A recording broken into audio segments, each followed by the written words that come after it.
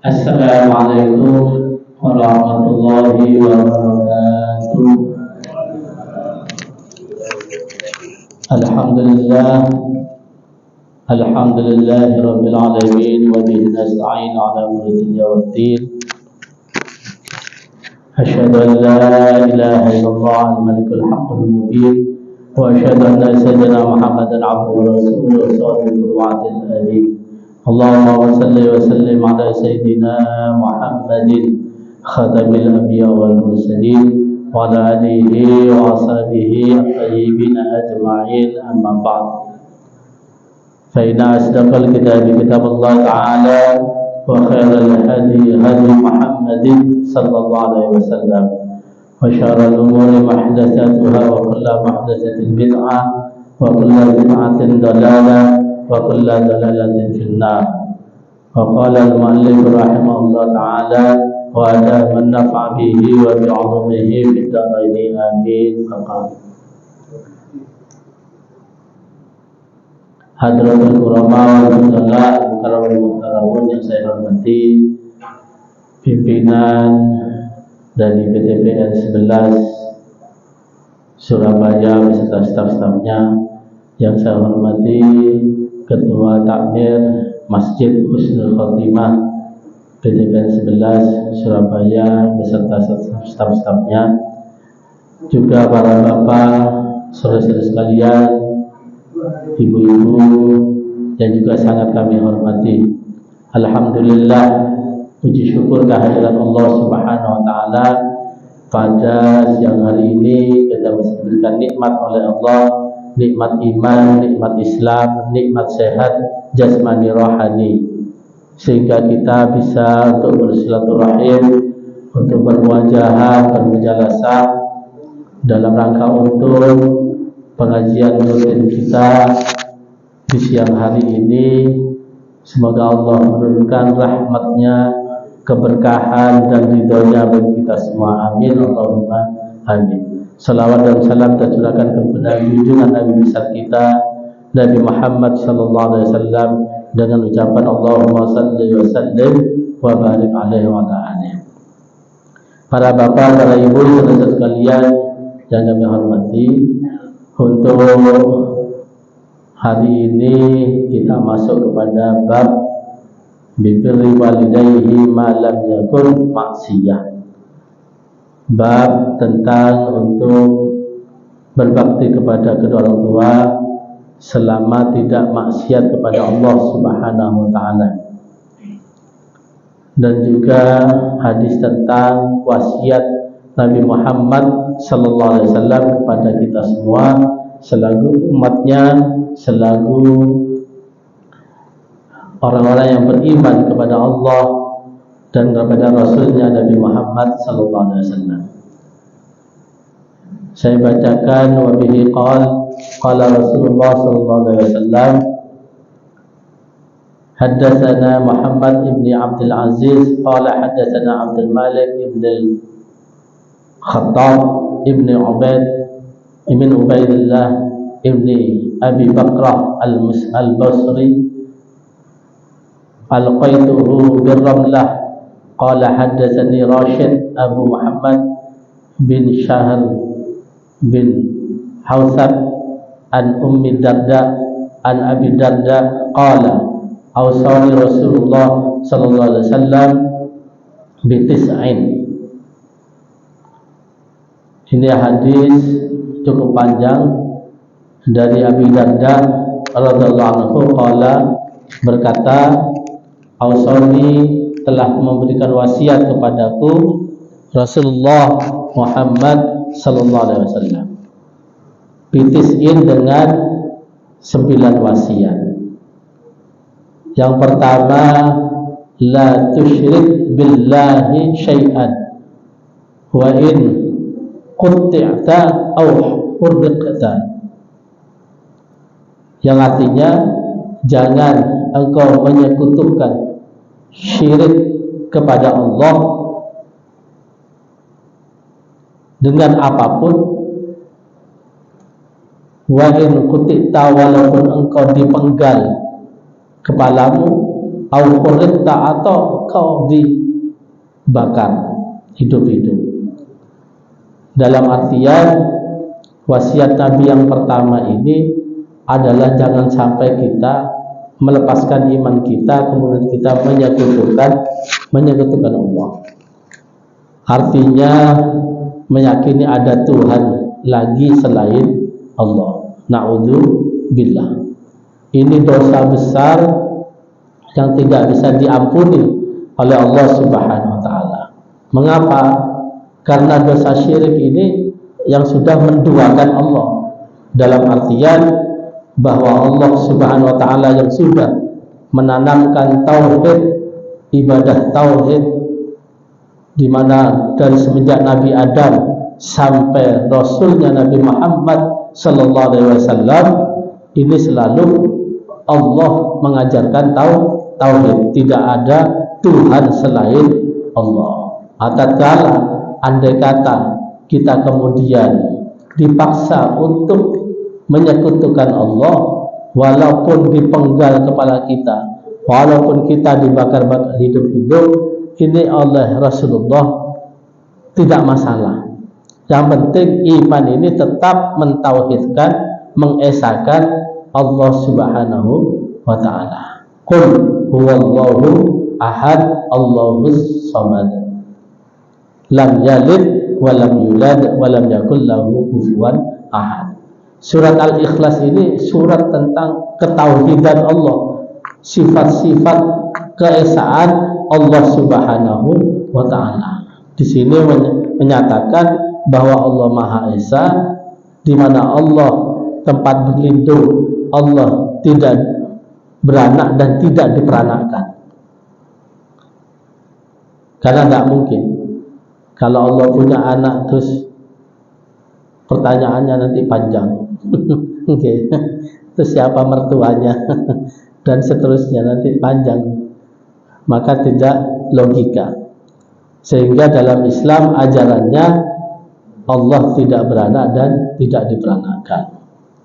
Beda dengan agama lain, mungkin ada anak Tuhan dan seterusnya. Makanya dikatakan dalam Al-Quran, wa qalatil yahudu Isa ibn Allah wa qalat nasara Isa ibn Allah, yang artinya berkatalah orang-orang Yahudi bahwa Nabi Uzair itu anaknya Allah, dan berkatalah orang-orang Nasrani bahwa Isa anaknya Allah. Itu ada dalam Al-Quran, Allah singgung. Padahal lam yalid wa lam yulad, Allah tidak beranak dan tidak diperanakkan. Ini tauhid dari semenjak Nabi Adam sampai kepada Nabi terakhir, Nabi kita Nabi Muhammad sallallahu alaihi wasallam. Ini penting tentang ketauhidan, karena ajaran Islam, ajaran agama Allah dari semenjak Nabi Adam, yaitu menekankan ketauhidan ini. Jangan sampai menduakan Allah, menyekutukan Allah, karena ini dosa yang tidak bisa diampuni oleh Allah Subhanahu wa ta'ala. Kalau dosa-dosa yang lain insya Allah bisa bahkan membunuh pun bisa diampuni oleh Allah Subhanahu wa ta'ala. Karena dalam Al-Quran Allah nyatakan innallaha yaghfirudz dzunuba jami'an, sesungguhnya Allah mengampuni semua dosa, ya kecuali dosa syirik ini, illa man asyraka bihi, kecuali yang menyekutukan Allah. Ada bisa, berarti sudah ada tandingan selain Allah, ada Tuhan yang lain. Nah, ini tidak bisa. Maka tauhid ini diajarkan semenjak Nabi Adam alaihissalam sampai Nabi Muhammad sallallahu alaihi wasallam. Karena semua nabi memerangi kesyirikan ini. Semua nabi, dari dulu Nabi Nuh alaihissalam melawan Raja Darmasil karena membuat patung-patung besar, bahkan dihias pakai lapisan emas, sejarahnya itu. Kemudian Nabi Ibrahim melawan Raja Namrud, bahkan Raja Namrud pun mengaku Tuhan. Ana rabbukumul a'la, saya Tuhan kalian yang paling tinggi. Makanya ketika debat dengan Nabi Ibrahim, ya kalah. Makanya dalam surat Al-Baqarah itu dinyatakan bahwa Allah itu la ilaha illa huwa al-hayyul qayyum yuhyi wa yumiit. Allah itu tidak ada Tuhan kecuali Dia, artinya Allah Esa. Yuhyi wa yumiit, Allah menghidupkan dan mematikan. Kata Namrud, ana uhyi wa ana umiit, saya bisa menghidupkan dan saya bisa mematikan. Akhirnya dipanggil dua orang tawanan, satunya dibunuh, satunya dibiarkan tidak dibunuh. Ini saya bisa menghidupkan dan saya bisa mematikan. Kata Raja Namrud. Kemudian Nabi Ibrahim mengatakan, sesungguhnya Tuhanku ya'ti asyamsu minal masyriq fa'ti biha minal maghrib. Allah itu mendatangkan matahari terbit dari timur, coba engkau buat matahari terbit dari barat. Fabuhita bihil kafar, maka terdiamlah, membisu Raja Namrud yang kafir ini. Tidak bisa komentar lagi karena tidak bisa membuat matahari terbit dari barat. Masya Allah. Itu argumen para nabi. Begitu pula Nabi Musa yang kemudian menghadapi Fir'aun. Raja Fir'aun pun bahkan juga mengaku sebagai Tuhan. Ana rabbukumul a'la. Sehingga ketika debat dengan Nabi Musa ya seperti itu. Saya bisa menghidupkan, saya bisa mematikan. Semenjak saya jalan di mana-mana dari timur ke barat, kata Fir'aun, utara ke selatan, tidak ada Tuhan kecuali saya. Jadi jalan kemanapun, yang menjadi Tuhan itu saya. Nggak ada Tuhan yang Musa. Masya Allah. Akhirnya kata Nabi Musa, Rabbukum wa Rabbu abaikumul awwalin. Tuhan kalian adalah Tuhan juga bapak-bapak, ibu-ibu, nenek moyang kalian. Dan Tuhanku, Tuhan kalian itu juga sama dengan Tuhan-Tuhan bapak-bapak kalian yang terdahulu. Rabbukumul abaikumul awwalin. Nenek moyang dulu kamu juga Tuhannya sama dengan Tuhanku. Tuhan itu satu Esa. Mendengar itu hampir separuh lebih pengikut Fir'aun itu beriman, tapi nggak berani menyatakan imannya kepada Nabi Musa, takut dengan Fir'aun. Karena dengan kata-kata Nabi Musa itu, Rabbukum wa Rabbu abaikumul awwalin, Tuhan kalian itu sama dengan Tuhan-Tuhan nenek moyang kalian. Mereka kemudian berpikir, iya ya, Nabi Musa, Fir'aun ketika Fir'aun belum lahir ada bapaknya raja. Tapi bapaknya Fir'aun sebagai raja tidak ngaku Tuhan. Itu siapa Tuhannya? Karena Fir'aun belum lahir. Lalu siapa Tuhannya bapaknya Fir'aun? Terus siapa Tuhan kakek neneknya Fir'aun? Wong Fir'aunnya waktu itu belum lahir. Sehingga mereka pengikut-pengikut Fir'aun di istana itu mulai berpikir, mulai beriman kepada Nabi Musa alaihis salam. Karena betul dipikir-pikir, iya Musa belum lahir, itu siapa Tuhannya? Padahal syarat menjadi Tuhan itu adalah satu, yaitu pencipta. Kalau dia menciptakan langit, menciptakan bumi, ya itu Tuhan. Sedangkan Fir'aun itu lahirnya di bumi. Kapan dia buat bumi? Wong lahirnya di bumi. Kok duluan buminya itu? Nah, ini kan gak logika. Sehingga karena tidak logika, banyak pengikut Fir'aun yang iman kepada Nabi Musa. Karena Fir'aunnya lahir di bumi, duluan buminya. Terus siapa yang menciptakan bumi? Pada syarat jadi Tuhan adalah Sang Pencipta, menciptakan langit, menciptakan bumi. Nah, ini dosa syirik inilah dosa yang paling besar yang tidak bisa diampuni oleh Allah Subhanahu wa ta'ala. Sehingga Yahudi dinyatakan oleh Allah sesat, Nasrani pun dikatakan oleh Allah sesat, karena Yahudi mengatakan Uzair ibnullah, sedangkan Nasrani mengatakan Isa ibnullah. Uzair anaknya Tuhan, Nasrani Isa anaknya Tuhan. Nah, itu udah masuk akal lagi, karena kalau Tuhan punya anak terus nanti pertanyaannya banyak, siapa mertuanya? Nanti Tuhan dimarahi sama mertua. Kan jadi repot ini, jadi nggak logika ini. Kenapa Tuhan takut? Karena dimarahi mertuanya. Allahumma shalli ala sayyidina Muhammad.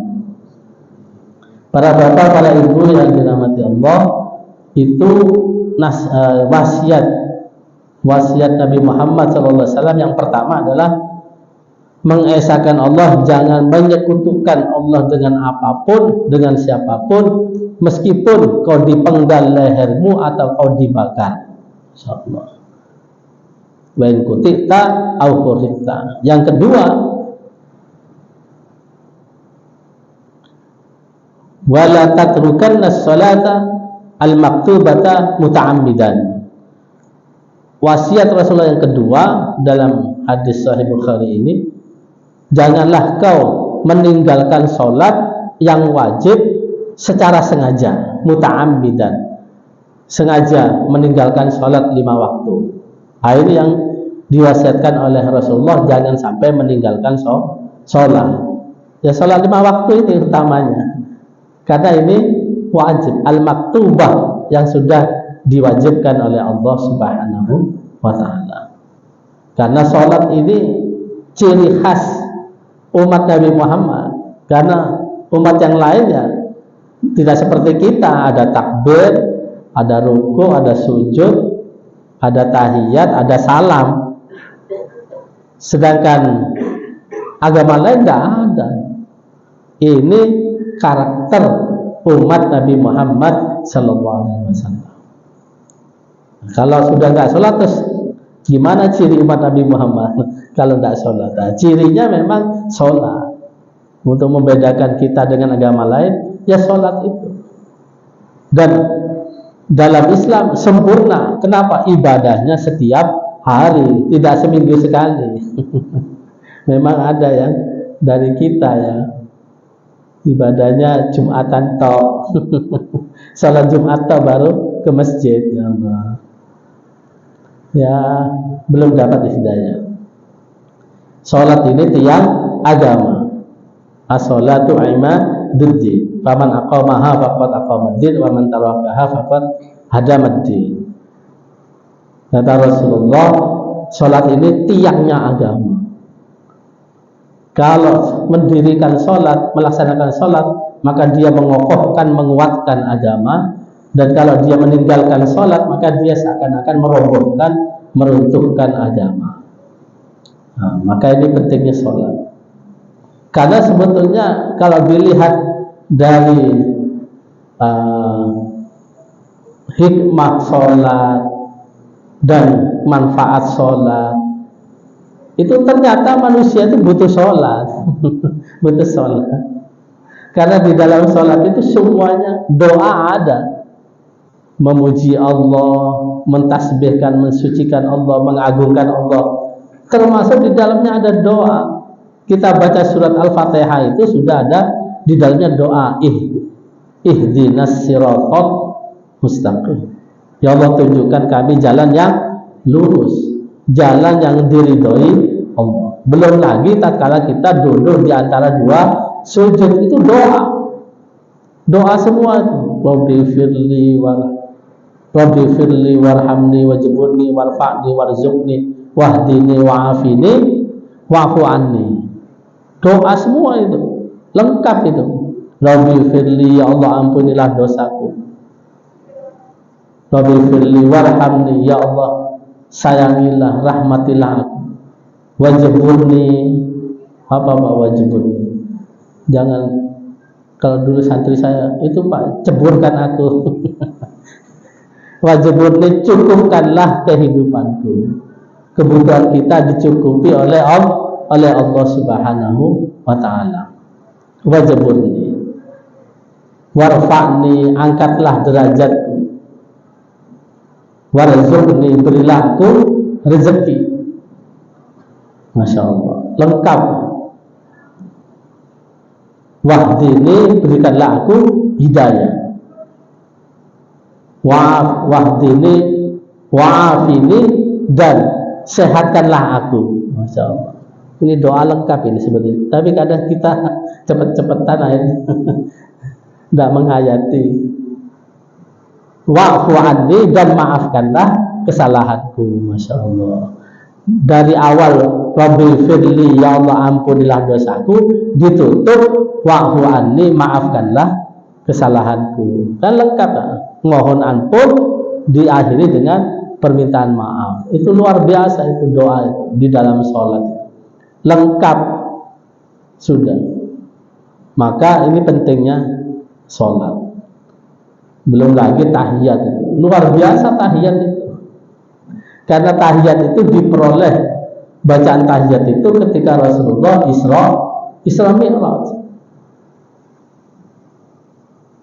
Ketika Rasulullah Isra Mi'raj itu di Sidratul Muntaha, Rasulullah itu melihat betapa dahsyatnya ciptaan Allah, betapa luasnya ciptaan Allah. Saking terkagum-kagum Rasulullah itu kemudian menyatakan at-tahiyyatul mubarakatus sholawatut thayyibatu lillah. Artinya pujian semua untuk Allah. At-tahiyyatu, segala penghormatan, ucapan penghormatan. At-tahiyyatul mubarakat, segala macam keberkahan. Sholawatut, segala macam kesejahteraan, kemakmuran. At-thayyibatu, segala macam kebaikan-kebaikan. Lillah, milik Allah. Di sini Rasulullah memuji Allah Subhanahu wa ta'ala dengan pujian yang lengkap. At-tahiyyatul mubarakatus sholawatut thayyibatu lillah. Sehingga dengan pujian Rasulullah yang lengkap ini Allah menjawab, assalamu alayka ayyuhan nabi wa rahmatullahi wa barakatuh. Assalamu alayka, keselamatan untukmu wahai Nabi. Ya tentu Nabi Muhammad, karena di sini kalau dalam ilmu gramatika bahasa Arab, nahwu sharaf, an-nabi di situ ada alif lam tanda isim ma'rifat. Isim ma'rifat itu mengarah kepada satu orang, yaitu Nabi Muhammad sallallahu alaihi wasallam. Ayyuhan nabi wa rahmatullah, dan kau mendapatkan rahmat Allah wa barakatuh, dan keberkahan Allah. Tapi di sini Rasulullah kemudian tidak jumawa, tidak angkuh, tidak egois ketika diberikan salam oleh Allah, didoakan mendapatkan rahmat dan keberkahan dari Allah. Tapi Rasulullah kemudian menjawab, assalamu alaina wa ala ibadillahi sholihin. Masya Allah. Inilah Rasulullah yang begitu luar biasa akhlaknya, begitu cintanya kepada umatnya. Kemudian beliau menyatakan, ya Allah, yang selamat bukan hanya saya bukan hanya saya saja, ya Allah, yang kau selamatkan. Karena di situ Allah kan hanya menyatakan Nabi Muhammad, assalamu alayka, keselamatan untukmu wahai Muhammad ayyuhan nabi. Tapi Rasulullah kemudian menjawab, assalamu alayna, ya Allah, juga keselamatan bagi kami semua yang beriman. Wa ala ibadillahi sholihin, dan hamba-hamba Allah, hamba-hambamu ya Allah yang soleh, juga mendapatkan keselamatan. Wa rahmatullah wa barakatuh, rahmat dan keberkahan Allah. Di sini Rasulullah tidak egois. Di sini Rasulullah ingat kepada umatnya gitu. Meskipun sudah dipuji oleh Allah, tapi ingin umatnya juga selamat. Assalamu alayna wa ala ibadillahi sholihin. Nabi apian. Nabi apian, paling api ya Rasulullah. Sehingga di sini para malaikat itu kagum dengan Nabi Muhammad yang tidak egois, mengatakan assalamu alaina wa ala ibadillahis sholihin. Ya Allah yang selamat juga orang-orang beriman dan hamba-hambamu yang soleh. Sehingga malaikat terkagum-kagum dengan Nabi Muhammad ini yang begitu apian itu yang begitu luar biasa itu, ingat dengan umatnya, ingat dengan kita-kita itu, sehingga semua malaikat di arsy, malaikat di langit itu kemudian bersyahadat bersama-sama, asyhadu alla ilaha illallah wa asyhadu anna muhammadar rasulullah. Jadi bacaan tahiyat kita itu Pak adalah sejarahnya ketika Rasulullah Isra Mi'raj di Sidratul Muntaha itu. Jadi bacaan itu masalah luar biasa. Di situ ada ucapannya Rasulullah, ada firman Allah, juga ada ucapannya para malaikat dengan bersyahadat kepada Allah dan kepada Nabi kita Nabi Muhammad sallallahu alaihi wasallam. Sehingga ulama ada yang berpendapat tatkala kita baca tahiyat akhir itu dengan khusyuk di waktu-waktu sholat wajib, sholat fardu, itu pahalanya sama dengan pahala umroh dan haji. Amin Allahumma amin. Masya Allah. Lek ngerti artinya. Oh kadang gak ngerti artinya. Allahumma sholli ala sayyidina Muhammad. Kalau khusyuk ketika tahiyat itu dan memahami, Masya Allah, itu pahalanya sama dengan pahala umroh dan haji. Begitu luar biasanya umat Nabi Muhammad sallallahu alaihi wasallam yang selalu dilipat gandakan pahalanya, selalu disanjung oleh Allah. Kita ini dipuji oleh Allah karena menjadi umatnya Nabi Muhammad. Kalau bukan jadi umatnya Nabi ya tidak menjadi kuntum khaira ummati. Karena kita jadi umatnya Nabi, dipuji oleh Allah, kuntum khaira ummatin, kalian adalah sebaik-baik umat. Nah kita ini sebaik-baik umat Pak. Maka yakini bahwa kita insya Allah bersama Rasulullah nanti di surga. Amin Allahumma amin. Karena kita ini dinyatakan khairu ummatin, sebaik-baik umat. Masa sebaik-baik umat mlebu neraka? Asalkan kita sholat 5 waktu, insya Allah dijamin masuk surga. Allahumma sholli ala sayyidina Muhammad. Ini yang kedua, jangan meninggalkan sholat. Wa man tarakaha muta'ammidan. Kadang saya ini enggak lihat. Sudah waktunya pakai kacamata.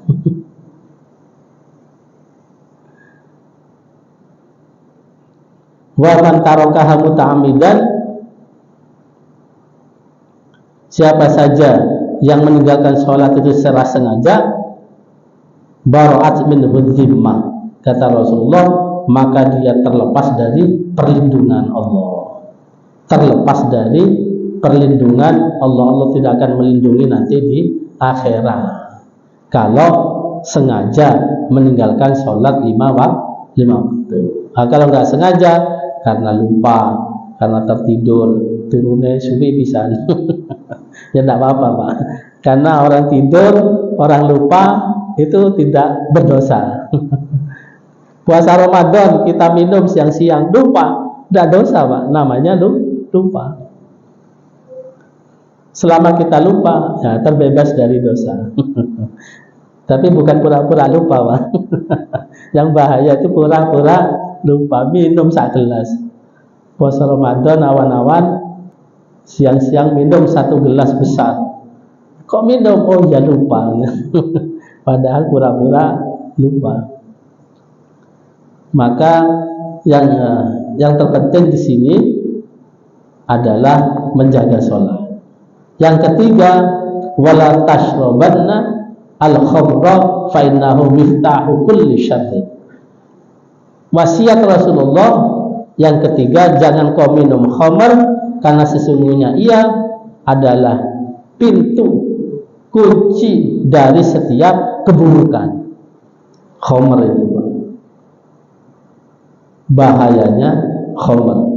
Lupa sholat, lupa kewajiban, lupa apa saja namanya mabuk ya, lupa apa saja itu, masyaallah. Naudzubillah min dzalik.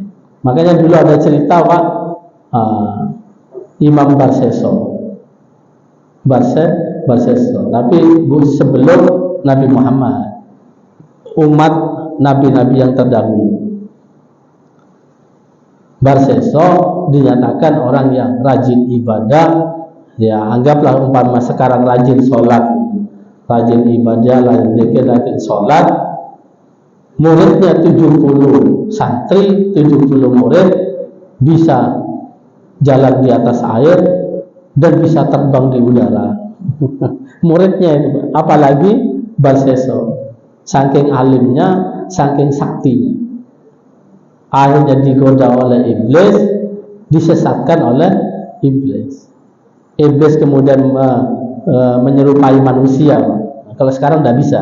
Semenjak Nabi Muhammad diutus jadi nabi, iblis itu tidak bisa menyerupai manusia untuk menggoda kita. Kalau sebelum Rasulullah bisa menyerupai manusia, menggoda Barseso.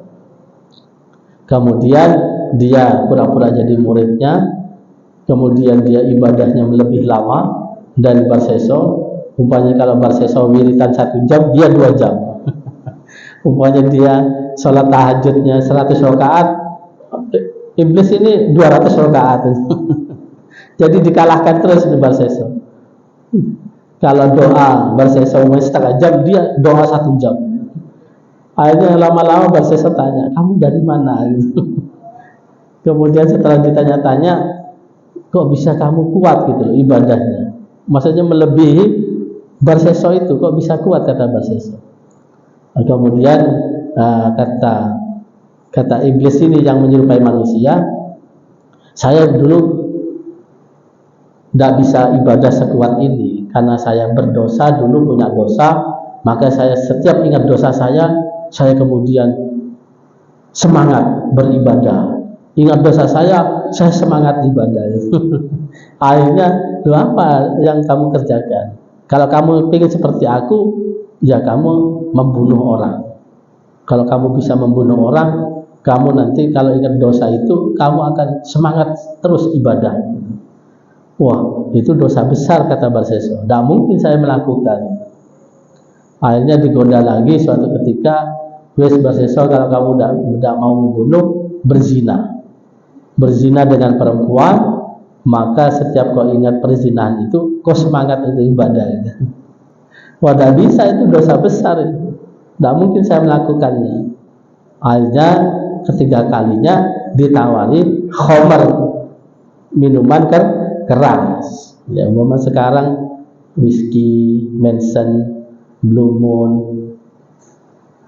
Johnny Walker. Ustaz kok tahu? Moco. Jenis-jenis minuman keras. Nah, ketika ditawari itu, dipandang oleh Barseso, wah ini ringan kayaknya. Dosanya tidak begitu besar ya, sedengan.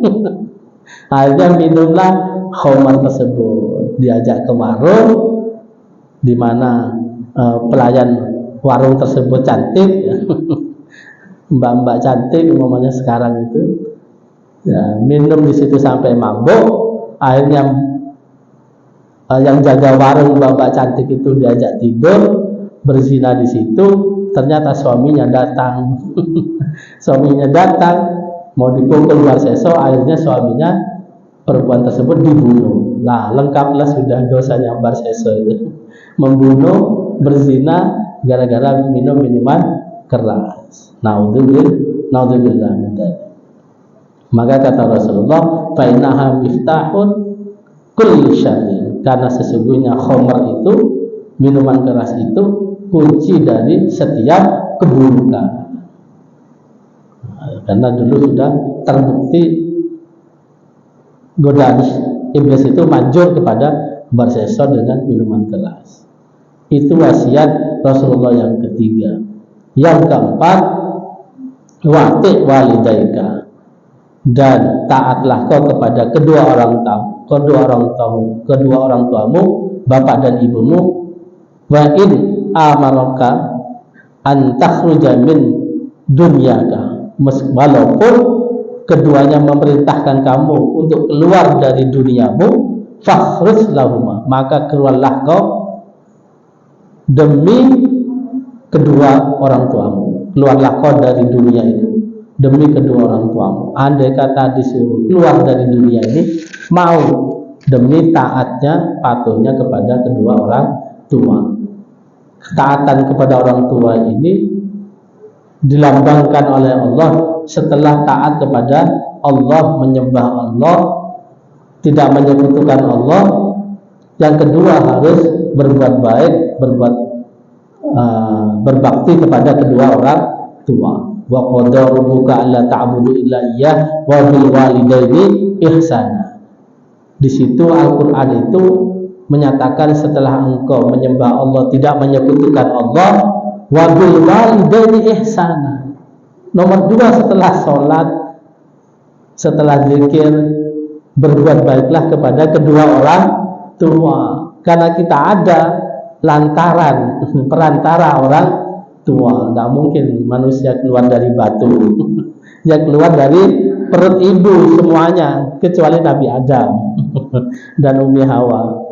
Selain itu semuanya dari perut ibu. Meskipun Nabi Isa, di mana Siti Maryam, ibunda Nabi Isa, tidak punya suami, tanpa suami tapi bisa hamil, yaitu dari Allah, dari kun fayakunnya Allah. Nabi Isa pun ya keluar dari perut ibu, semuanya dari perut ibu. Maka kita diperintahkan untuk berbakti kepada kedua orang tua. Bahkan bersyukur kita, setelah bersyukur kepada Allah, bersyukur kepada, terima kasih kepada orang tua. Anishkurli wali walidayka wa ilayyal masir. Hendaklah kau bersyukur kepadaku, kata Allah, wali walidayka, dan juga bersyukur, terima kasih kepada kedua orang tuamu. Nah ini penting, begitu mulianya orang tua di hadapan, di sisi Allah Subhanahu wa ta'ala. Setelah kita terima kasih kepada Allah, terima kasihlah kepada kedua orang tua. Kita disusui, kita dibesarkan, dan seterusnya. Walaupun kau disuruh keluar dari duniamu, kalau umpamanya sekarang yang ditafsirkan oleh ulama muhaddisin, ulama ahli hadis, maksudnya ya kebiasaanmu di dunia itu, duniamu dengan teman-teman yang nakal, keluarlah. Kalau diperintahkan keluar oleh orang tua, keluar. Duniamu dunia dugem, dunia glamor, dunia gelap, disuruh keluar, demi untuk taat kepada orang tua. Masya Allah, ini pahalanya luar biasa, berbakti kepada kedua orang tua. Nah ini wasiat-wasiat Rasulullah yang tadinya dari sahabat Abi Darda radhiyallahu anhu, tapi untuk kita semua, untuk umat Nabi Muhammad sallallahu alaihi wasallam. Karena Al-Quran, hadis, ini semua adalah petunjuk, hidayah. Makanya di akhirat itu, kata ulama, tidak ada yang bisa komplain orang-orang kafir ketika dimasukkan ke api neraka. Kenapa? Hakikatnya Allah sudah memberikan hidayah. Ada yang dinamakan hidayatul hawasi, hidayah insting yang Allah berikan kepada manusia. Hidayah insting itu bisa menyelamatkan kita, minimal diri kita selamat ketika mau ada mara bahaya. Dengan insting itu kita masukkan mobil mundur ke garasi, nggak pakai kita ukur kanan temboknya berapa senti dari mobil, sebelah kiri berapa senti temboknya, enggak, langsung kita bisa mundur dengan insting kita masuk. Kita kadang nyetir sepeda motor ngantuk-ngantuk nyampe juga ke rumah itu, dari tempat pekerjaan atau dari pasar atau dari mall, mau pulang ke rumah ngantuk sepeda motoran. Meskipun kita mau sepeda motoran pelan-pelan sambil ngantuk, itu ternyata nyampe juga ke rumah dengan selamat. Itu karena insting. Sampai hewan pun, binatang diberi insting oleh Allah, diberi petunjuk yang namanya insting. Makanya salah satunya dalam surat An-Nahl itu Allah berfirman, wa wahayna ilan nahli anittakhidhi minal jibali buyutan wa minasyajarati wa mimma ya'rishun. Dan kami berikan hidayah kepada seekor tawon, wahai tawon, buatlah kau sarang-sarang madu di bukit-bukit, di pohon-pohon, dan di tempat-tempat yang disiapkan manusia. Itu Allah berikan hidayah insting itu kepada setiap hewan, setiap binatang.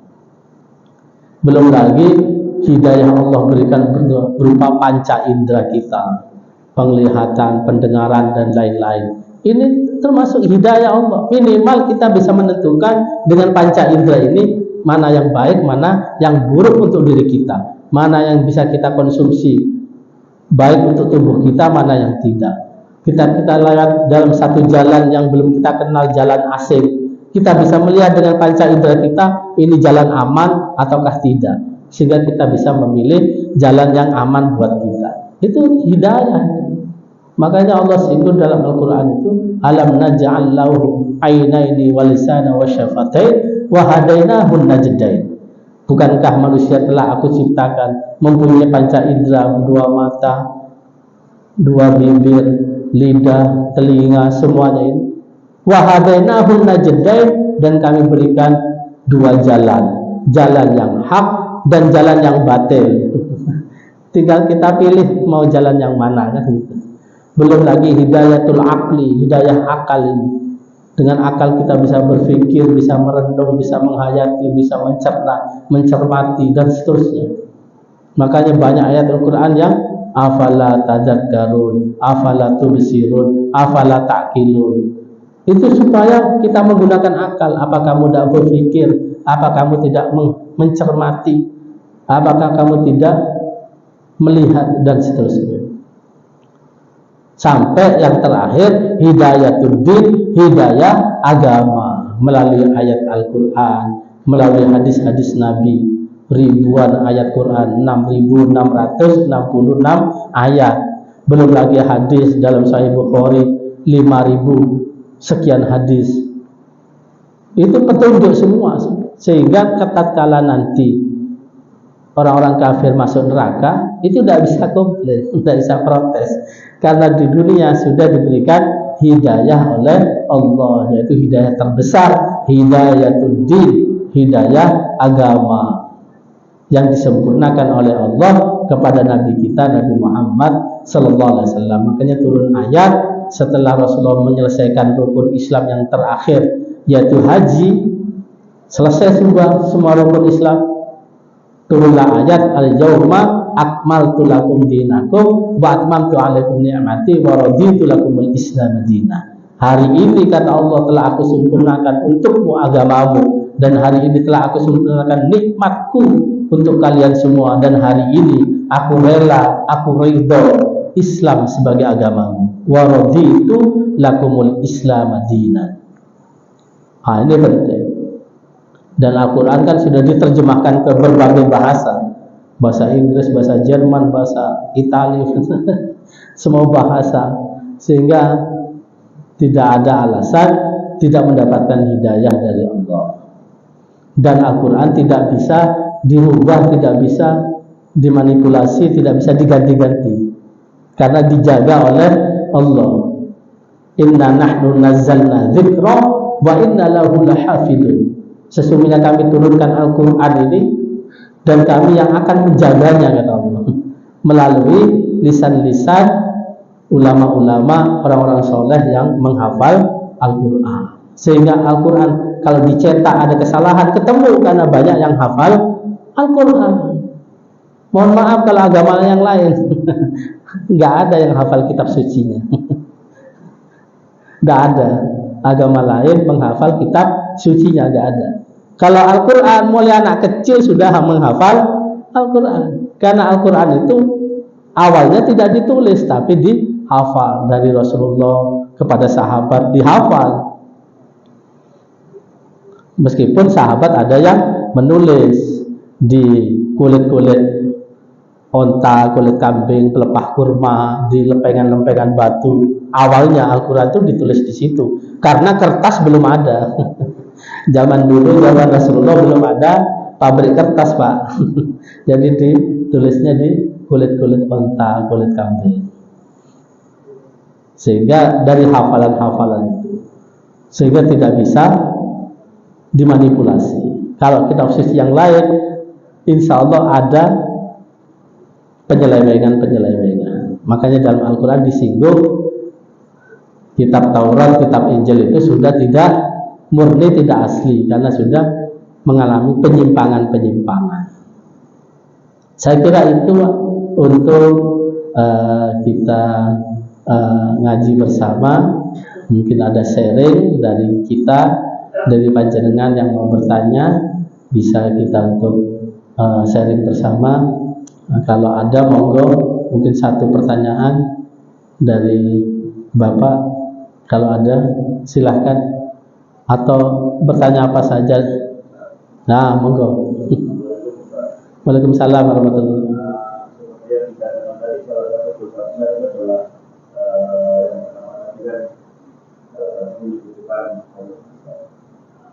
kita percaya pada satu barang atau benda memiliki kekuatan tertentu, apakah itu juga termasuk syirik?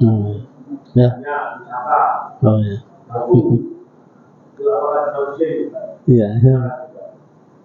Ya, bagus pertanyaannya.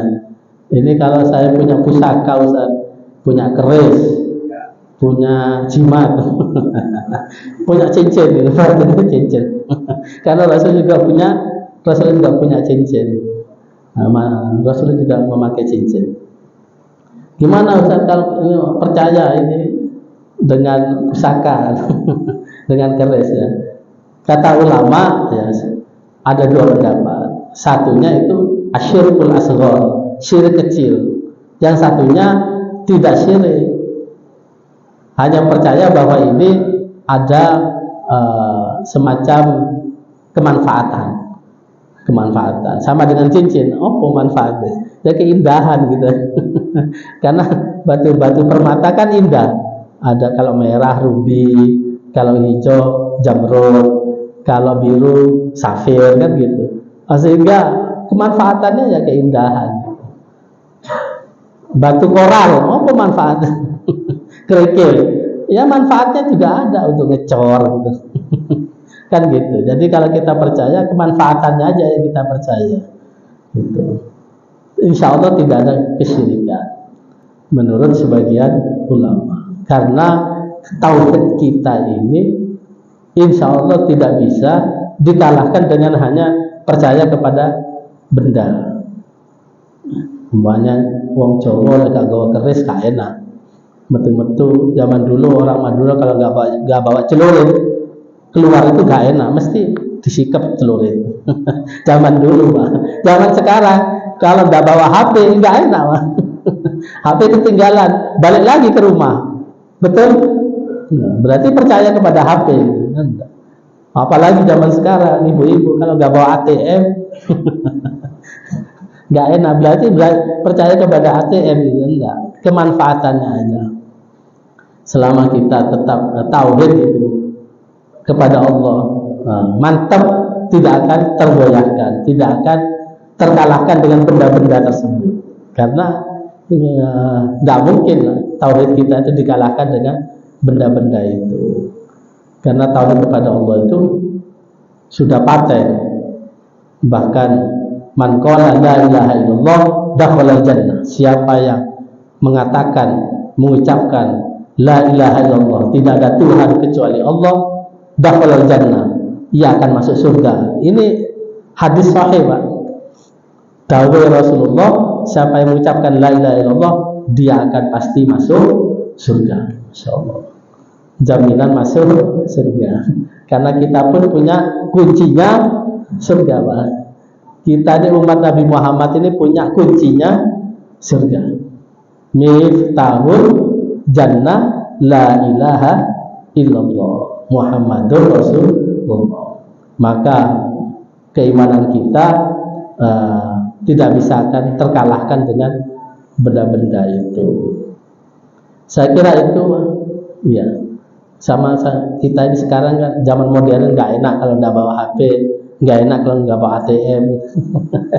HP ketinggalan meskipun kita jauh, kembali lagi untuk ngambil HP dan seterusnya. Ada lagi? Cukup ya? Alhamdulillah. Mudah-mudahan niat kita untuk sama-sama menambah ilmu, menambah wawasan, menambah pengetahuan, dan kita ngaji bersama ini mendapatkan rahmat, keberkahan dan ridho dari Allah Subhanahu wa taala. Amin. Allahumma amin. Semoga Allah memberikan kepada kita umur yang panjang, umur yang berkah, kesehatan lahir dan batin, rezeki yang banyak, yang halal, yang barakah, ilmu yang luas, yang manfaat, hidup yang maslahat, dan semoga anak-anak kita juga anak-anak yang soleh-solehat, rumah tangga kita juga rumah tangga yang sakinah, mawaddah, warahmat, dan akhir hayat kita semuanya selamat dan husnul khatimah. Ala hadhihi niyyah wa ala kunnatin salihah wa bi syafaati Rasulillah sallallahu alaihi wasallam. Allahumma qadhi jami' hajatina wa hajatikum min hawaijid dunya wal akhirah bi barakatil Fatihah. أعوذ بالله من الشيطان الرجيم. بسم الله الرحمن الرحيم. الحمد لله رب العالمين الرحمن الرحيم مالك يوم الدين إياك نعبد وإياك نستعين اهدنا الصراط المستقيم صراط الذين أنعمت عليهم غير المغضوب عليهم ولا الضالين آمين. بسم الله الرحمن الرحيم. الحمد لله رب العالمين حمدا يوافي نعمك في مزيدا يا ربنا لك الحمد ولك الشكر كما ينبغي لجلال وجهك الكريم على سلطانك سبحانك حسنا عليك أنت كما أثنيت على نفسك فلك الحمد حتى ترضى ولك الحمد إذا رضيت ولك الحمد بعد الرضا. اللهم صل وسلم وبارك على سيدنا محمد وعلى آله وصحبه أجمعين. اللهم اجعل جمعنا هذا جمعا مرحوما وتنفرد بعده تفرقا معصوما. اللهم اجعل جمعنا هذا جمعا مغفورا وتنفرد بعده تفرقا مشكورا برحمتك يا أرحم الراحمين. ربنا اغفر لنا ذنوبنا ووالدينا وارحمهما كما ربنا صغارا. ربنا اغفر لنا ذنوبنا ولإخواننا الذين سبقونا بالإيمان ولا تجعل في قلوبنا غلا للذين آمنوا ربنا إنك رؤوف رحيم. ربنا ظلمنا أنفسنا وإن لم تغفر لنا وترحمنا لنكون من الخاسرين. ربنا أنزلنا منزلا مباركا وتقبل منزلين. ربنا هب لنا من أزواجنا وذرياتنا قرة أعين واجعلنا للمتقين إماما. اللهم اجعلنا واجعل أولادنا وتلاميذنا وأزواجنا من أهل العلم والتقى وأهل القرآن والخير ولا تجعلنا وإياهم من أهل الشر والجهل والضر برحمتك يا أرحم الراحمين. ربنا تقبل منا إنك أنت السميع العليم وتب علينا إنك أنت التواب. ربنا آتنا في الدنيا حسنة وفي الآخرة حسنة وقنا عذاب النار. وصلى الله على سيدنا محمد وعلى آله وصحبه وسلم والحمد لله رب العالمين. Terima kasih, kurang-lebihnya mohon maaf. Akhir kalam, wallahu musta'an ila sabilir rahman. Wassalamualaikum warahmatullahi wabarakatuh.